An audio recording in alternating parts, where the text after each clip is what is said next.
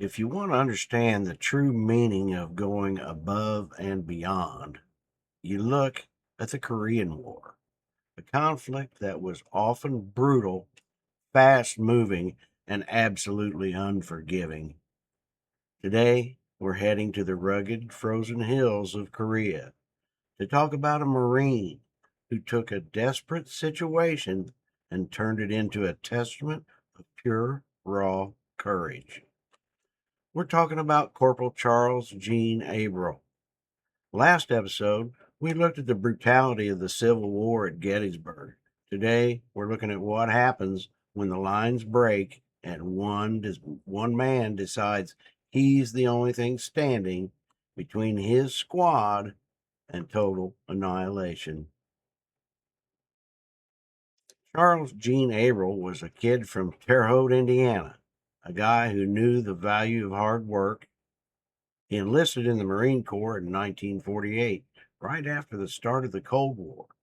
By 1951, he was a corporal serving with the 1st Marine Division in Korea. The environment in Korea was an enemy in itself.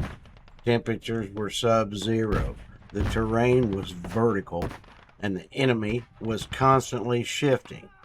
Abrell wasn't a general or a high-ranking officer. He was a squad leader.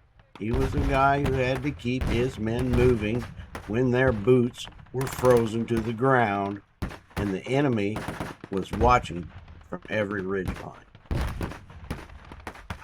On June 10, 1951, during the fight for Hill 487, things went south, and they went south fast.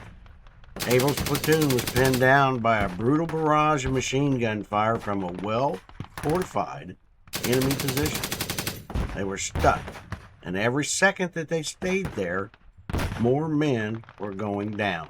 Abrell realized that the machine gun bunker wasn't going to be taken out by artillery or air support. It was going to take a direct assault. He didn't wait for orders. He didn't wait for a covering force. He stood up and charged that bunker alone through a curtain of lead. He was wounded severely, but he kept moving. He got close enough to throw a grenade, but it wasn't enough to knock the position out, so he did the unthinkable. He charged directly into the bunker, clutching a hand grenade, Korean guns blazing, forcing the enemy to focus their fire on him. By the time he went down, he had silenced the position and destroyed the threat that had pinned down his entire platoon. Corporal Abrell was awarded the Medal of Honor posthumously. And look, we've covered guys like Cushing at Gettysburg and Baldwin on the frontier. Different wars, different centuries, same exact spirit. That never quit DNA we talk about on this series is exactly what Abrell showed that day on Hill 487. He didn't just save his squad. He redefined what it meant to be a leader in the thick of the fight. It's stories like this that remind us that even in the darkest, coldest moments of war, there are individuals who burn incredibly bright. Charles Gene Abrell was a few weeks short of being 20 years old when he gave everything.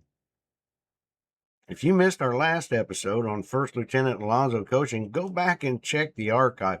You'll see that same fire in his eyes at the high water mark. My name is Kenny, and this is Gallantry in Action. We'll see you next time, and stay legendary.